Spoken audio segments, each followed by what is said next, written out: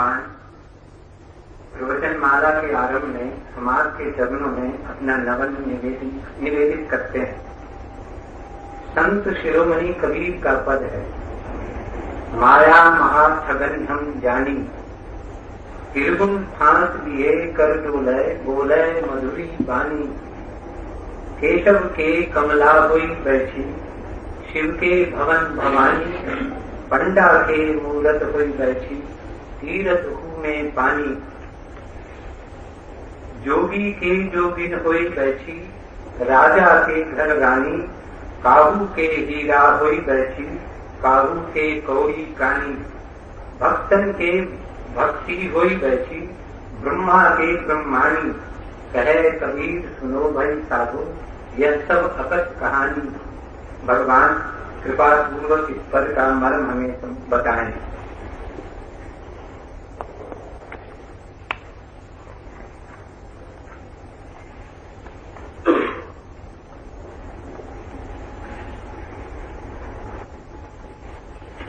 कबीर अनूठे हैं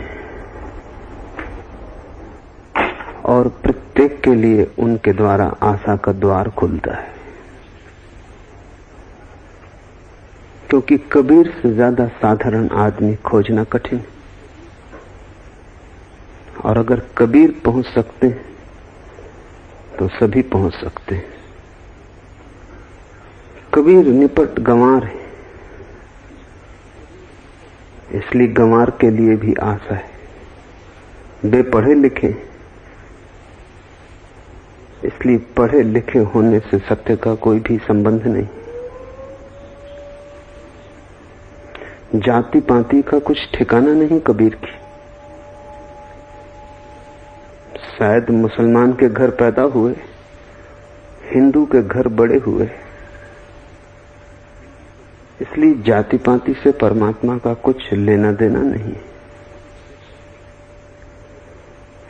कबीर जीवन भर ग्रस्त रहे, जुलाहे, बुनते रहे कपड़े और बेचते रहे। घर छोड़ हिमालय नहीं गए, इसलिए घर पर भी परमात्मा आ सकता है, हिमालय जाना आवश्यक नहीं। कबीर ने कुछ भी न छोड़ा और सभी कुछ पा लिया,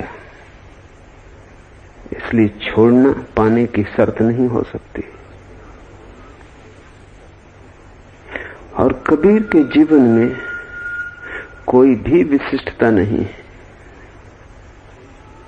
इसलिए विशिष्टता अहंकार का आभूषण होगी, आत्मा का सौंदर्य नहीं।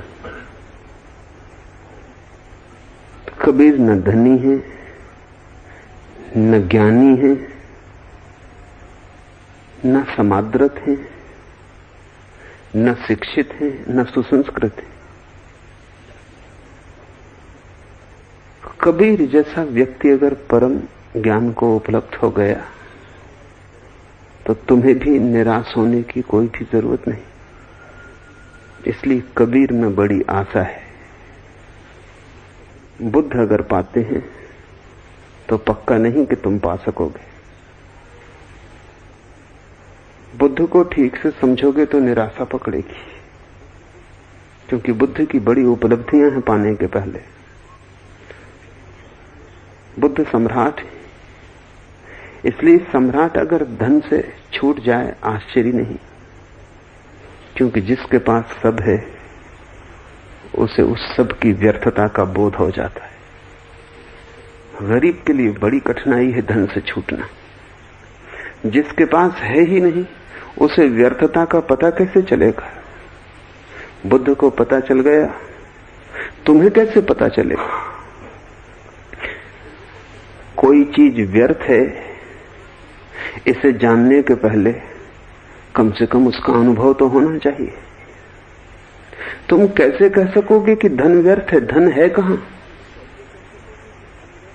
तुम हमेशा अभाव में जिए हो, तुम सदा झोपड़े में रहे हो, तो महलों में आनंद नहीं है ये तुम कैसे कहोगे?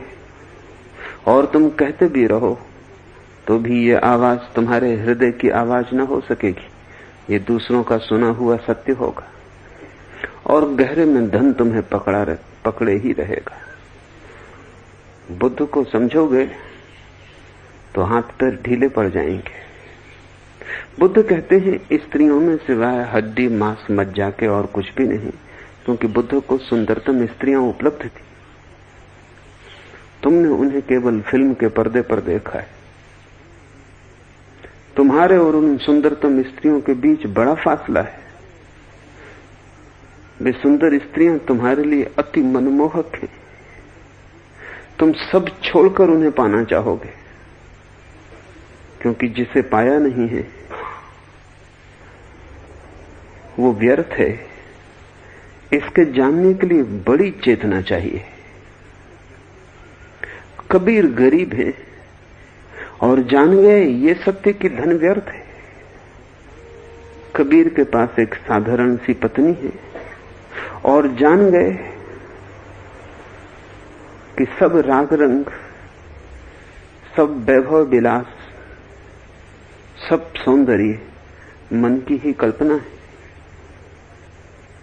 कबीर के पास बड़ी गहरी समझ चाहिए। बुद्ध के पास तो अनुभव से आ जाती है बात, कबीर को तो समझ से ही लानी पड़ेगी। गरीब का मुक्त होना अति कठिन है। कठिन इस लिहाज से कि उसे अनुभव की कमी बोध से पूरी करनी पड़ेगी, उसे अनुभव की कमी ध्यान से पूरी करनी पड़ेगी। अगर तुम्हारे पास भी सब हो जैसा बुद्ध के पास था तो तुम भी महल छोड़कर भाग जाओगे, क्योंकि कुछ और पाने को बचा नहीं। आशा टूटी, वासना गिरी, भविष्य में कुछ और है नहीं। वहां महल सूना हो गया। आदमी महत्वाकांक्षा में जीता है। महत्वाकांक्षा कल की और बड़ा होगा और बड़ा होगा और बड़ा होगा, दौड़ता रहता है। लेकिन आखिरी पड़ाव आ गया, अब कोई गति ना रही। छोड़ोगे नहीं तो क्या करोगे? तो महल या तो आत्मघात बन जाता है या आत्मक्रांति। पर कबीर के पास कोई महल नहीं। बुद्ध बड़े प्रतिभाशाली व्यक्ति हैं। जो भी श्रेष्ठतम ज्ञान था उपलब्ध, उसमें दीक्षित किए गए थे। शास्त्रों के ज्ञाता थे, शब्द के धनी थे, बुद्धि बड़ी प्रखर थी। सम्राट के बेटे थे तो सब तरह से सुशिक्षा हुई थी। कबीर सड़क पर बड़े हुए।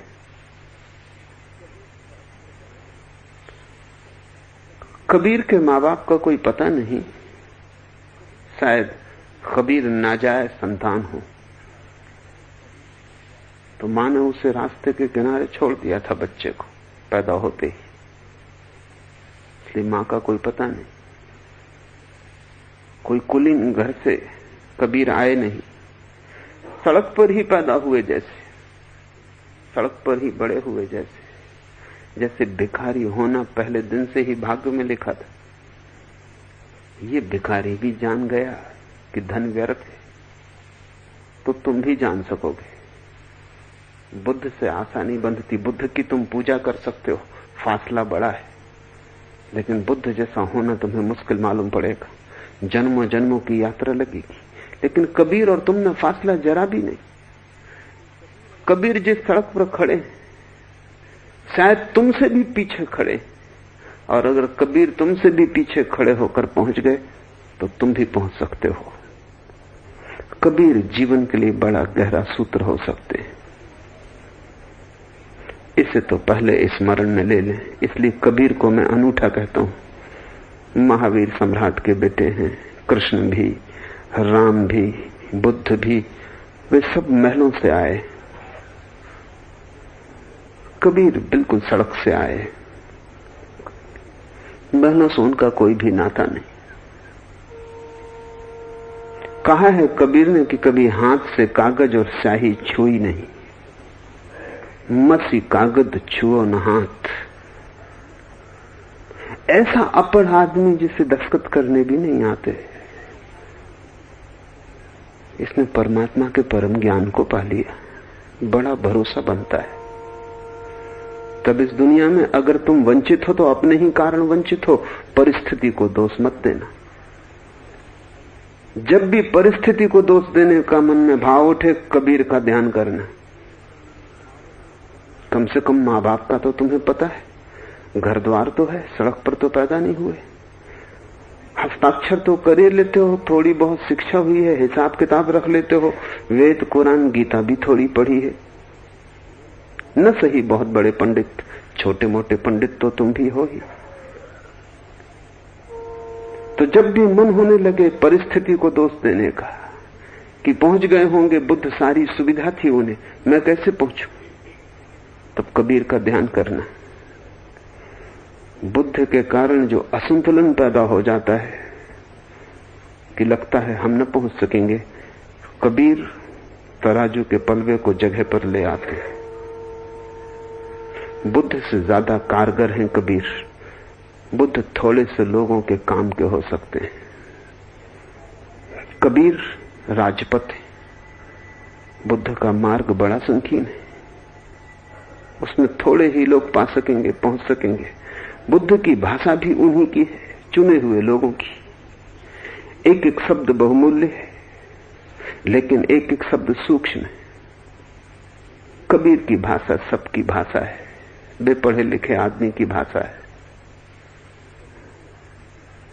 अगर तुम कबीर को न समझ पाए तो तुम कुछ भी न समझ पाओगे। कबीर को समझ लिया तो कुछ भी समझने को बचता नहीं। और कबीर को तुम जितना समझोगे उतना ही तुम पाओगे कि बुद्धत्व का कोई भी संबंध परिस्थिति से नहीं। बुद्धत्व तुम्हारी भीतर की अभीप्सा पर निर्भर है और कहीं भी घट सकता है। झोपड़े में, महल में, बाजार में, हिमालय पर, पढ़े लिखी बुद्धि में, गैर पढ़ी लिखी बुद्धि में, गरीब को, अमीर को, पंडित को, अपढ़ को, कोई परिस्थिति का संबंध नहीं है। ये जो वचन इस समाधि शिविर में हम कबीर के लेने जा रहे हैं, इनका शीर्षक है सुनो भाई साधो। और कबीर अपने हर वचन में कहीं न कहीं साधु को ही संबोधित करते हैं। इस संबोधन को थोड़ा समझ लें, फिर हम उनके वचनों में उतरने की कोशिश करें। मनुष्य तीन तरह से पूछ सकता है। एक, कुतूहल होता है, बच्चों जैसा, पूछने के लिए पूछ लिया, कोई जरूरत न थी, कोई प्यास भी न थी, कोई प्रयोजन भी न था, ऐसे ही मन की खुजली थी, उठ गया, प्रश्न पूछ लिया। उत्तर मिले तो ठीक, न मिले तो ठीक, दोबारा पूछने का भी ख्याल नहीं आता। छोटे बच्चे जैसा पूछते हैं, रास्ते से गुजर रहे हैं, पूछेंगे ये क्या है, वृक्ष क्या है, वृक्ष हरे क्यों है, सूरज सुबह क्यों निकलता है, रात क्यों नहीं निकलता। अगर तुमने उत्तर दिया तो कोई उत्तर के सुनने के लिए उनकी प्रतीक्षा नहीं। जब तुम उत्तर दे रहे हो तब तक वो दूसरा प्रश्न पूछने चले गए। तुम उत्तर ना भी दो तो भी कुछ जोर न डालेंगे कि उत्तर दो। तुम दो या न दो ये असंगत है, प्रसंग के बाहर है। बच्चा पूछने के लिए पूछ रहा है, बच्चा केवल बुद्धि का अभ्यास कर रहा है। जैसा पहली दफे जब बच्चा चलता है तो बार बार चलने की कोशिश करता है, कहीं पहुंचने के लिए नहीं, क्योंकि अभी बच्चे की क्या मंजिल है।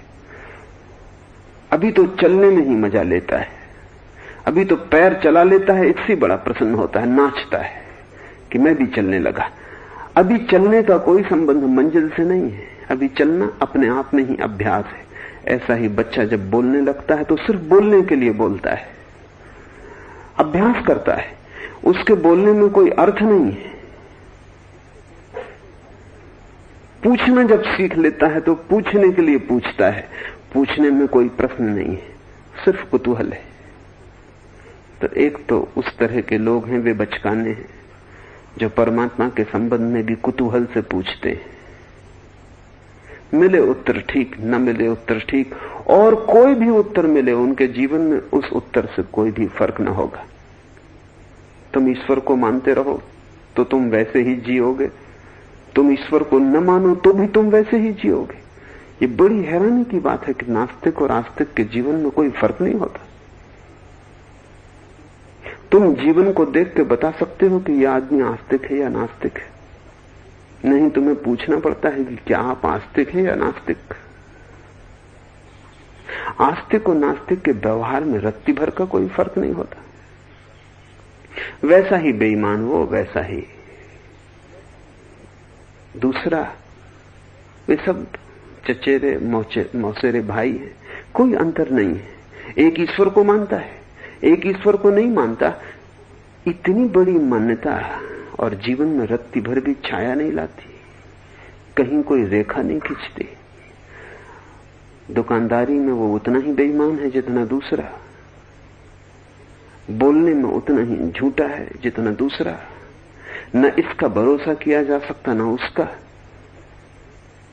क्या जीवन में कोई अंतर नहीं आता आस्था से?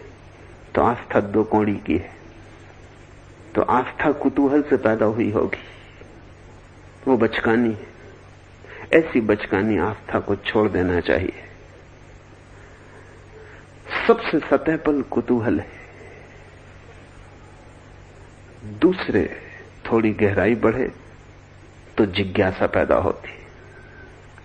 जिज्ञासा सिर्फ पूछने के लिए नहीं है, उत्तर की तलाश है, लेकिन तलाश बौद्धिक है, आत्मिक नहीं है। तलाश विचार की है, जीवन की नहीं है। जिज्ञासा से भरा हुआ आदमी निश्चित ही उत्सुक है और चाहता है कि उत्तर मिले, लेकिन उत्तर बुद्धि में संजो लिया जाएगा, स्मृति का अंग बनेगा, जानकारी बढ़ेगी, ज्ञान बनेगा, आचरण नहीं, जीवन नहीं। उस आदमी को बदलेगा नहीं, वो आदमी वैसे ही रहेगा, ज्यादा जानकार हो जाएगा। तो जिज्ञासा पैदा होती है बुद्धि से। फिर एक तीसरा तल है जिसको मुमुक्षा कहा है। मुमुक्षा का अर्थ है जिज्ञासा सिर्फ बुद्धि की नहीं है, जीवन की है। इसलिए नहीं पूछ रहे हैं कि थोड़ा और जान लें, इसलिए पूछ रहे हैं कि जीवन दांव पर लगा है। इसलिए पूछ रहे हैं कि उत्तर पर निर्भर होगा कि हम कहां जाएं, क्या करें, कैसे जिएं।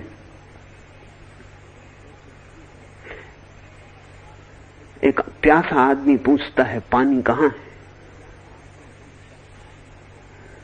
ये कोई जिज्ञासा नहीं है। मरुस्थल में तुम पड़े हो, प्यास जलती और तुम पूछते हो पानी कहां है। उस क्षण तुम्हारा रोआ रोआ पूछता है, बुद्धि नहीं पूछती। उस क्षण तुम ये नहीं जानना चाहते कि पानी की वैज्ञानिक परिभाषा क्या है। उस समय कोई तुमसे कहे कि पानी पानी क्या लगा रखा है, H2O, विज्ञान का उपयोग करो, फार्मूला जाहिर है कि उदजन और ऑक्सीजन से मिलकर पानी बनता है। 2 मात्रा उदजन, 1 मात्रा ऑक्सीजन, H2O।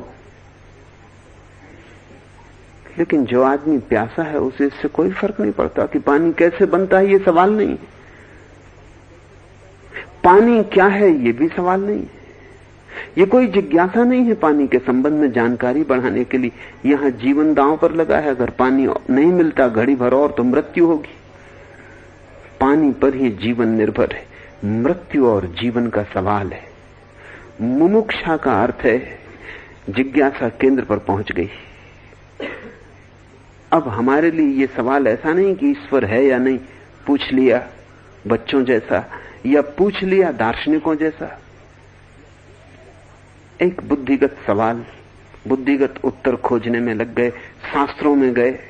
जिसको प्यास लगी है वो शास्त्रों में नहीं खोजेगा कि पानी का स्वरूप क्या है। जिसकी प्यास लगी है वो सरोवर चाहता है। जिसको प्यास लगी है वो ऐसा ज्ञानी चाहता है जिसको पी के वो भी अपनी प्यास को बुझा ले। ज्ञान नहीं चाहता, ज्ञानी को चाहता है। मुमुक्षु गुरु को खोजता है, जिज्ञासु शास्त्र को खोजता है, कुतूहली किसी से भी पूछ लेता है। कबीर उसको साधु कहते हैं जो मुमुक्षु है, इसलिए उनका हर वचन इस बात को ध्यान में रख के कहा गया है, सुनो भाई साधो। साधो का मतलब है जो साधना के लिए उत्सुक है, जो साधक है। साधु का अर्थ है जो अपने को बदलने के लिए, शुभ करने के लिए, सत्य करने के लिए आतुर है, जो साधु होने को उत्सुक है। साधु शब्द बड़ा अद्भुत है, विकृत हो गया बहुत उपयोग से। साधु का अर्थ है सीधा, सादा, सरल, सहज।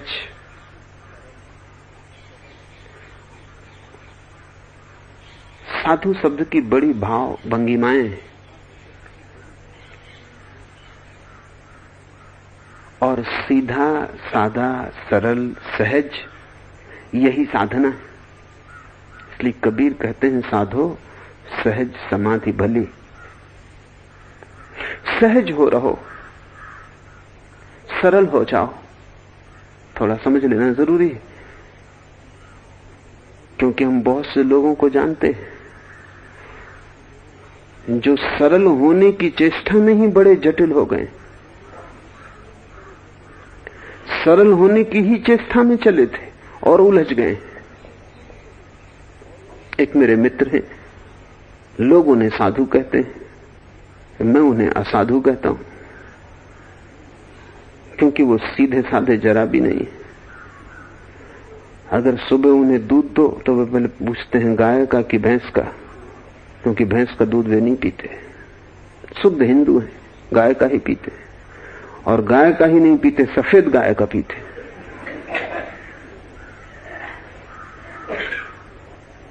किसी शास्त्र से उन्होंने खोज लिया है कि सफेद गाय का दूध शुद्धतम होता है। वो भी कुछ घड़ी पहले लगा हो तो ही पीते, क्योंकि इतनी घड़ी देर तक दूध रह जाए तो उसमें विकृति का समावेश हो जाता है। कुछ घड़ी पहले का तैयार घी ही लेते, क्योंकि इतनी देर ज्यादा रह जाए तो शास्त्रों में उल्लेख है कि घी विकृत हो जाता है। इस तरह का पानी पीते हैं कि जो भी भर के लाए वो गीले वस्त्र पहने हुए भर के लाए, ताकि बिल्कुल शुद्ध हो। क्योंकि सूखे वस्त्रों का क्या भरोसा, किसी ने छुए हो, धोबी धुलवाया, धो के लाया हो, लॉन्ड्री में गए हो, वो ठीक नहीं। वहीं कुएं पर स्नान करो वस्त्र पहने हुए, ताकि वस्त्र भी धुल जाएं, तुम भी धुल जाओ, फिर पानी भर के ले आओ। ब्राह्मण ने भोजन बनाया हो तो ही लेते हैं। और ये सब चेष्टा में उनका 24 घंटे व्यस्त है। 24 घंटे में उन्हें भगवान के लिए एक क्षण बचता नहीं, भोजन सारा समय ले लेता है। निकले थे सरल होने, वे इतने जटिल हो गए हैं कि बड़ी कठिनाई है, जीना ही मुश्किल हो गया है। और जिसके घर पहुंच जाएं वो भी प्रार्थना करने लगता है परमात्मा से। उसने कभी प्रार्थना न की हो भला कि कब इनसे छुटकारा हो। अगर साधु आपके घर रुक जाए तो आप एक ही प्रार्थना करते हैं कि अब ये जल्दी जाएं, क्योंकि 3 बजे रात वो उठाते और वो खुद नहीं उठते, पूरे घर को उठा देते। क्योंकि ऐसा शुभ कार्य ब्रह्म मुहूर्त में उठने का वो खुद तो करते ही हैं, लेकिन इतने जोर से ओंकार का पाठ करते हैं कि आप सो नहीं सकते। और आप उनसे ये भी नहीं कह सकते कि आप गलत कर रहे हैं, क्योंकि कुछ गलत भी नहीं कर रहे हैं। ब्रह्म मुहूर्त में ओंकार की ध्वनि कर रहे हैं तो एक उपकार ही कर रहे हैं आपके ऊपर। सरलता की खोज में निकला हुआ आदमी भी जटिल हो जाता है। कहीं कुछ भूल हो रही है, सरलता को समझा नहीं गया। सरलता का अर्थ ही यह है कि तुम सहज होकर क्षण क्षण जीना, अनुशासन से नहीं, क्योंकि अनुशासन तो जटिल होगा। जब भूख लगे तब खाना खा लेना, जो मिल जाए उसे चुपचाप स्वीकार कर लेना। जब नींद खुल जाए तब ब्रह्म मुहूर्त समझना। जब नींद लग जाए तब परमात्मा का आदेश समझना कि सो जाओ, और जब नींद खुल जाए तब उसका आदेश समझना कि जग जाओ।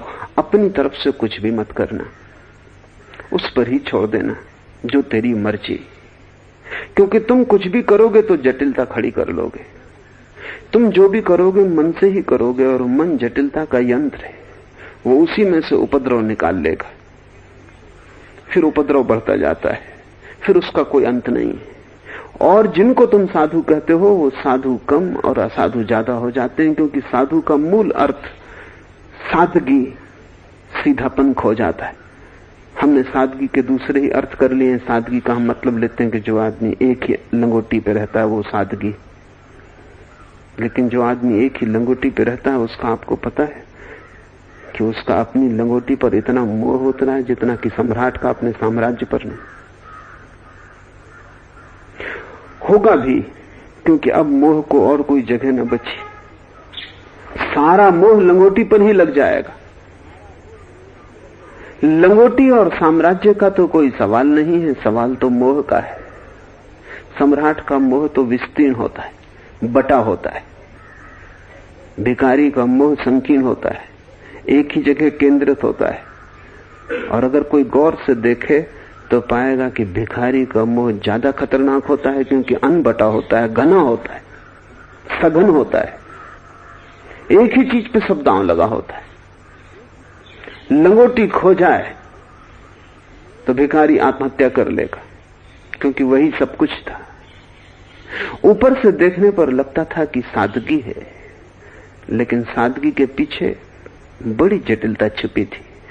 कबीर साधु उसे कहते हैं जो सच में ही सीधा सादा है।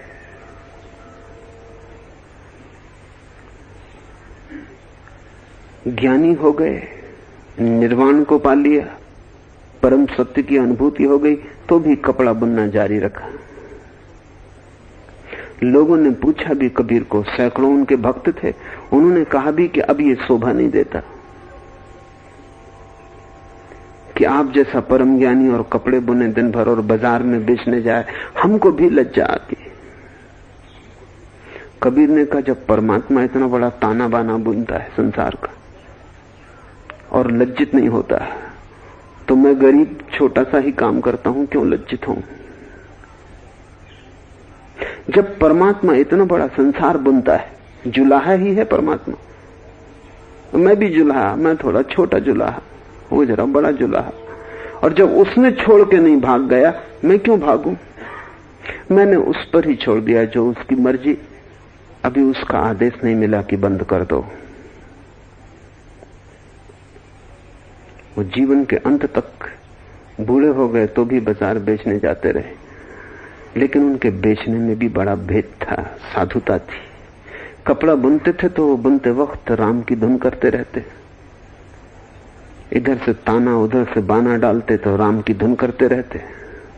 और कबीर जैसा व्यक्ति जब कपड़े के ताने बाने में राम की धुन करे तो उस कपड़े का स्वरूप ही बदल गया। उसने जैसे उसने राम ही बुन दिया। कबीर कहते हैं, झीनी झीनी बीनी री चतरिया, और कहते हैं बड़ी लगन से और बड़े प्रेम से बीनी है।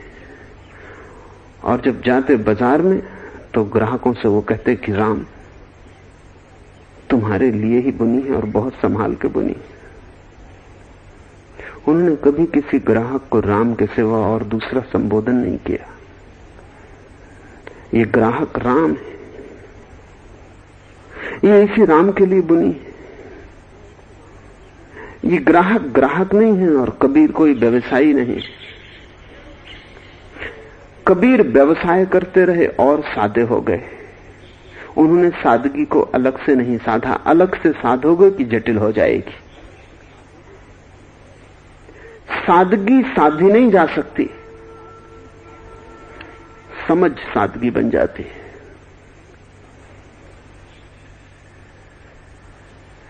कबीर ने अपने को इतना मर्जी पर छोड़ दिया परमात्मा के। सुबह लोग भजन के लिए इकट्ठे हो जाते थे तो कबीर उनसे कहते कि ऐसे मत चले जाना, खाना लेके जाना। पत्नी बच्चे परेशान थे, कहां से इतना इंतजाम कर